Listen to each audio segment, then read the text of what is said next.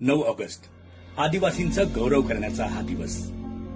या दिवशी सर्व आदिवासी बांधव एकत्रितपणे आपापल्या पाड्यांवर, आपापल्या वस्त्यांवर पारंपरिक वेशभूषा करून पारंपरिक कलांच्या सादरीकरणाने आनंदोत्सव साजरा करतात। आपली आदिम संस्कृती ज्यांनी टिकवली, जोपासली, समृद्ध केली ते आदिवासी।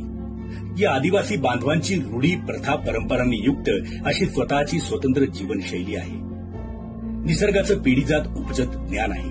निसर्गाच्या कुशीत जैवविविधतेने संपन्न परिसरात राहणारे हे आदिवासी बांधव पंचमहाभूत म्हणून ओळखल्या जाणाऱ्या निसर्गातल्या विविध घटकांची देव म्हणून मनोभावे पूजा करतात। निसर्गाला कोणतीही हानी न पोहोचवता निसर्गाच्याच साथीने आपण किती संपन्न जीवन जगू शकतो हे आपल्याला या आदिवासी बांधवांकडून शिकायला मिळतं।